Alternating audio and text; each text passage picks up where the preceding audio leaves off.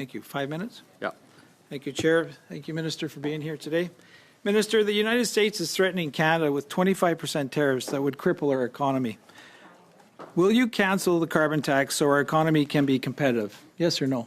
Je vais dire ce que j'ai dit à votre... Well, I'll respond by repeating what I said to your colleague earlier. Carbon pricing is responsible for $25 billion of investment nationwide annually. If we scrap that, that means scrapping $25 billion of investments, and we're just not going to do it. Minister, according to your own department, actually, the carbon tax is going to cost our GDP $25 billion. So I don't know where you're getting your numbers from, but your own department is reporting that number. Je serais très heureux de présenter au comité. Listen, I'd be delighted, Mr. Chairperson, to table all the documents with the committee to substantiate what I've just said. 40% of Canada's economy is due to trade with the United States.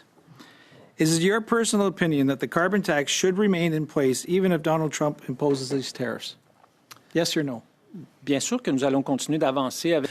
Of course we're going to continue with the carbon tax because it creates jobs and it helps us to promote investment and reduce GHG emissions. Continue on crippling our economy with the carbon tax, even though Donald Trump, you're not standing up for us in Canada here. Je suis en profond désaccord avec... I agree entirely with what you just said. Carbon pricing is important. Even the representative from Pathway Alliance is calling on your leader to demonstrate or to clarify his stance on carbon pricing because it threatens investment. Dow Chemicals and other companies, Strathcona, that invested $2 billion in a carbon capture program.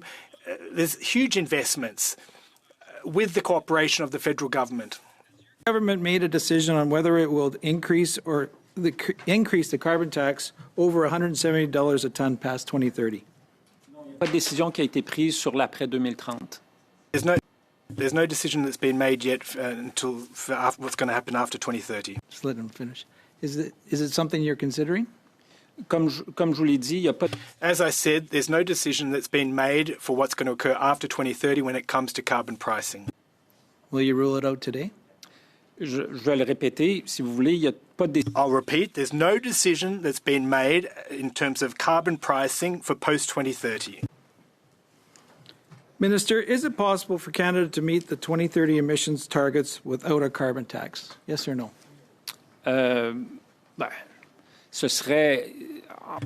Well, listen, theoretically, that would require investments of billions and billions of dollars, which we cannot achieve through tax measures. That has to be achieved by way of investments and so on.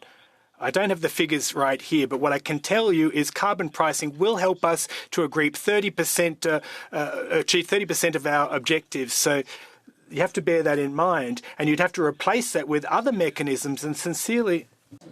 Minister, I asked you a simple question. Point of order, Mr. Chair. Excuse me, we have a point of order.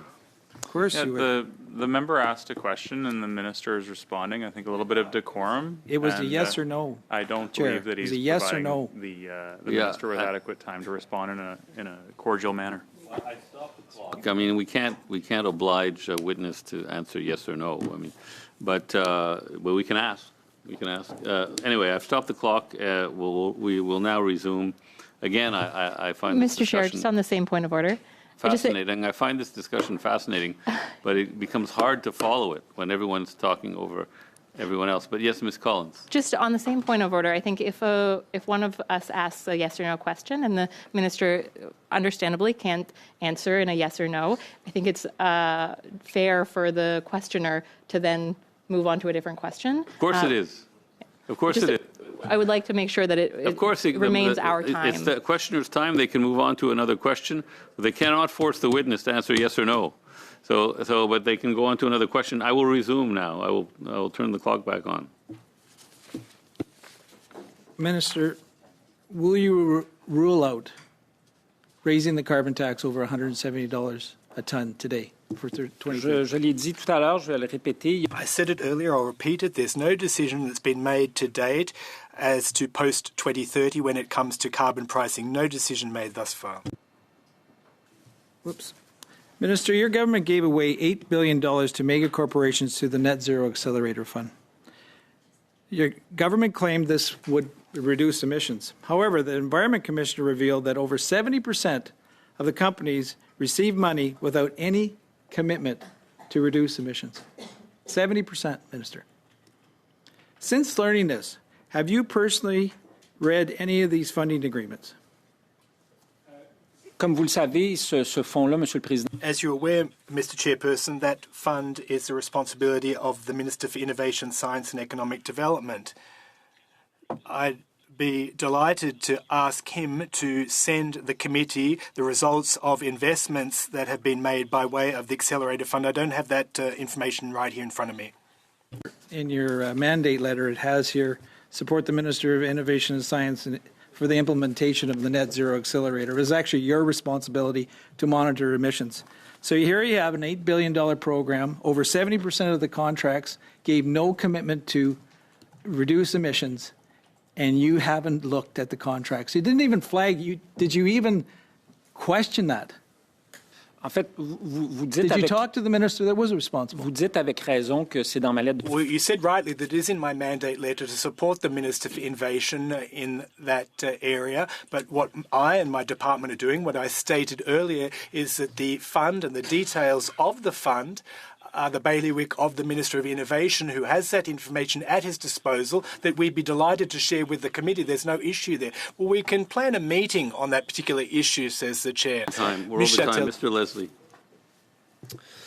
Thank you, Mr. Chair. I'd like to circle back on your comments regarding the idea of creating a new global carbon tax on international shipping, which would amount to Canadians' money being sent abroad, I guess. Sorry. Well, no, I was just looking. I know you said that earlier, Minister, but I see the quote is, we are very supportive of the discussions that are helping at the International Marine Organization to put in place some kind of levy on international marine transportation. Now, in Canadian context, when you call the carbon levy here, it's the carbon tax. We all know that. So I have to assume that this is a global or international carbon tax that you are espousing here. So my question to you is, we go out and talk to our constituents. You know, we get a sense of what's going on the ground. Do you honestly believe that Canadians can afford another carbon tax right now? What you're saying is simply not true. What I have said is that there are discussions at the International Maritime Organization, and we're part of those discussions. Why would you be discussing if you don't plan on doing it? There's a discussion on a number of issues at the International Maritime What are you discussing Organization. if you don't plan on doing that?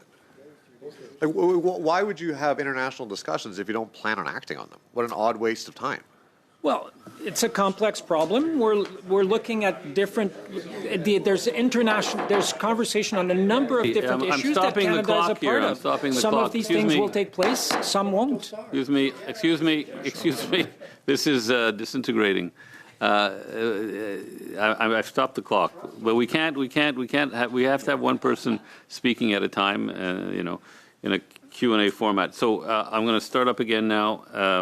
I guess you had the floor, Minister, I suppose. Yeah, okay, go ahead. En fait, ce que je disais, c'est qu'il y a plusieurs sujets de conversation. What I was saying is that at the International Maritime Organization, there are many topics on the table and discussions, and Canada's part of those discussions. We're discussing these many issues with many stakeholders. Okay, well, let's turn to the carbon tax we know here in Canada that exists. Like right now, I'm from Manitoba. It's cold. It's going to get colder. And when I talk to seniors, families, anybody, and they're legitimately at times in tears saying, I have to heat my home. The prices are going up. I also want to feed my kids or myself reasonably nutritious food. And they're having to make tough choices. And again, I'll go back to what I suggested to you earlier, is that when we talk to people, we're aware of the challenges that people are facing. I think it's you can look at GDP numbers, things like that, but when you talk to a human, you understand the challenges that they're facing, or at least I hope you do. So my question is, as a government that espouses the idea of compassion, how do you think it's reasonable to further drive people into energy poverty with a continuous increase in the carbon tax year over year? Well, as per the Environment Commissioner's report, it's not successfully hitting the targets they're aiming at. Je suis en désaccord avec à peu près tout ce que le député vient de dire. I agree with basically everything the member just said, Mr. Chair. The federal carbon pricing applies directly and provides more money to Canadians than what it actually costs them at the end of the day. And if the member was so concerned about the living conditions of his constituents, why did he vote down the increase in the Canada Child Benefit and in the dental plan? And why did he not want to reduce the age of eligibility? My time, Minister. C'est un peu difficile à comprendre, Monsieur le Président. Minister, could I come back to the relevance of the emissions reduction targets, which is the focus of this meeting? Now, last week, one of your officials said that there are additional measures that need to be adopted to meet your emission targets. And earlier in your testimony, it seemed to be very much at odds with what we've heard you say, your parliamentary secretary say, in terms of, I'll quote the parliamentary secretary, "We are ahead of our initial 2030 target and firmly on track to meet the targets set out in our 2030 emissions reduction plan," end quote. Correct me if I'm wrong, you said we have a, quote, fair shot at meeting our 2030 targets in your Point of opening order, remarks? Mr. Chair. How would you connect those two different statements? Sorry, Mr. Van Coorden has a point of order. Thanks very much, Mr. Chair. And I know this member is particularly fond of misinformation, but he's used that quote a couple of times out of context. And I think it's Not a really point of important order, that if really. we're going to quote each other in these types of debates, that we stick to the facts. I understand, but it's not a point of order. Thanks, Okay. you're not chairing today. Point of order. Point of order, Mr. Chair. Just when it comes to the repetition of inaccurate information, the House of Commons procedures book actually has, in Chapter 3, talks about when inaccurate information is repeated again and again and again, that it can actually be considered unparliamentary. I don't know if it's accurate or not. I'm trying to, that's to be honest with you. Point of order, Mr. Chair. Okay, yes. Thanks, and I appreciate that. I know that we're not supposed to accuse members of lying, but when they mischaracterize, especially each other's comments, and in this case it's been brought up a couple of times, there is an original... I don't know what I mean, this is why we have a discussion, to get to the bottom of it, to find out the truth. And I'd like to keep the discussion going. If we could continue, I don't know who had the floor now. It was Mr. Leslie. Go ahead. Thank you, Mr. Chair. In that same Environment Commissioner's report, it talked about a failure to conduct value for money audits on your climate programs, broadly speaking, which obviously is concerning, particularly with the current green slush fund that's gridlocked Parliament and your refusal as a government to hand over the documents, the Net Zero Accelerator Fund, which we are trying to decipher through, despite our parliamentary request of this committee, very much redacted documents. Will you commit to, in the future, and ideally going backwards, having value for money audits, and in particular as it relates to the Net Zero Accelerator Fund, a actual number of emissions to be agreed upon as part of those contracts? Évidemment, pour la Obviously, when it comes to most of the programs to reduce greenhouse gas emissions, we work with all partners to ensure that the objectives that are in the contracts are achieved by the businesses. There are a whole array of mechanisms we use: tax measures, direct investments, regulations. So saying that there's just one mechanism we use to reach our objectives is overly simplistic and doesn't reflect reality. Thank you, Mr. Chair. Thank you, Thank Minister. you very much. Mr. Deltel will get the ball rolling. Thank you very much, Mr. Chairperson. Welcome, colleagues. Welcome, Minister. It's always a pleasure to see you here at this table. You're welcome whenever you'd like to come. It's with pleasure that we have you here, Minister. As you know, climate change is real and we have to tackle climate change as it stands. What is the ultimate objective? It's to reduce pollution, reduce emissions which are polluting. Obviously, there are two approaches, and a dogmatic approach that we've been experiencing for the past 9 years and a far more pragmatic approach. Dogmatic, well, the proof is in the pudding. Last week, at the same place, at the same time, the Environment Commissioner, in response to a very clear question when he was asked whether Canada was in the process of meeting its 2030 objectives, the answer was clear: no. The Minister is contradicting this. Now, the Ethics Commissioner's report says that among G7 countries, Canada is the worst performer after 9 years of a Liberal government. Worse than that, Mr. Chair, the Minister referred to his participation in COP. I attended virtually. Just a week prior, COP released its climate indicator results, and after 9 years of this government, Canada is what? A laggard. Canada is 62nd out of 74 countries. That's the Liberal track record after 9 years of a Liberal government that's moralistic, and all it does is tax Canadians. Now, 2 weeks ago, Mr. Chairperson, at COP, the Minister referred to the possibility of not just having a first, but a third carbon tax. And was he serious, or was it a joke on his part? Because Quebecers and Canadians don't want another carbon tax. Have you finished? Or is there more that you have to say? Well, first, let me say thank you for the question, and thanks for admitting that climate change is real. I'm not sure that all your Conservative colleagues would say as much, but I'm delighted to see that you believe that it's an important issue. Now, the Environment Commissioner's report, it's important to note that the Commissioner's report refers back to the 1990s in Canada, but you're aware that our government was elected in 2015. Now, when the Environment Commissioner says that Canada is the worst performer in G7 countries, that's vis-a-vis 1996, and that's true. But if you look at the recent years, Canada is one of the best performers among G7 countries, and we can forward that report to the committee, Mr. Chairperson. Canada ranks second of all G7 countries overall. Now, you said that COP released a report and that Canada is ranked 62nd. I think I just need to put your remarks in context. It's not the Conference of Parties that submitted that report. It was the German watch organisation that submitted. You have the report right there. That organisation does not report to the United Nations. And you're also aware, Mr. Deltel, that Canada's pitiful performance in that report is due to the production of oil and gas. Therefore, unless you're telling me that the Conservative Party is promoting the reduction of the production of oil and gas to improve our ranking in terms of that report, well, I think it's high time that we look at Canada's production of oil and gas, because Canada's performance there is not crash hot. Now, if I could just share a document, a one-page document with members of the committee, I have, and it's in English only, I'm afraid. 2024 Climate Leadership Award. The following award is presented to me, Stephen Guilbeault, for leading advocacy for efforts in reducing greenhouse gas emissions. So, alors, c'est un prix que le Canada... Now, that's an award that Canada's received in 2024.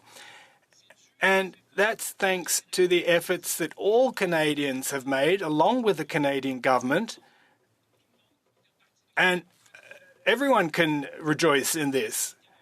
And I understand that the award was handed to me, but it's thanks to Canadians' efforts. Minister, I'm glad that you received the report, and it speaks to your level of modesty. But I asked a very specific question. At COP29, you raised the possibility of a third carbon tax, and that would have to do with shipping. Now, is that a joke? Or do you really intend to implement a third carbon tax? That's not true. I just didn't say what you just said that I said. You're aware of all the statements made by President Trump 2 days ago, 25% tariffs. Are you going to drop the idea of having a carbon tax, which would hurt Canadians and our companies and businesses even more in the wake of Mr. Trump's announcements? Response. Well, you know that carbon pricing in Canada leads to annual investments to the tune of $25 billion, and that companies like Dow Chemicals or the Pathways Alliance, which is the alliance of oil sands and tar sands, the new CEO recently called on your leader to clarify his stance on carbon pricing, because it jeopardizes, well, there's a lot of uncertainty given the Conservatives' position and your leader's position. It jeopardizes $25 billion of annual investments in the Canadian economy. And that is what you're depriving the Canadian economy and Canadian workers of from coast to coast to coast. Minister, earlier you referred to emissions emitted from oil in Alberta. Are you aware that the emissions intensity has dropped 15% over the past 10 years. Now, what I mean in saying that is, yes, production's on the rise because there's a high level of consumption, but it's not the production that's contributing to that rise. We're reducing emissions with our current production rates. For the same barrel of oil 10 years ago vis-a-vis today, it's 15% less polluting. Can't you acknowledge that? There have been investigations and the results of which have demonstrated major progress that we've made. Well, I gave you a little extra time. Now, if the Minister has an answer to that question, he can go ahead. We'll double-check and we can provide that figure, but emission intensity doesn't really matter. In terms of the atmosphere, what's important is how the gas and oil sector is growing. Listen, we really went over time there, and it's my responsibility to be the timekeeper and to stick to the agenda. Mr. Ali.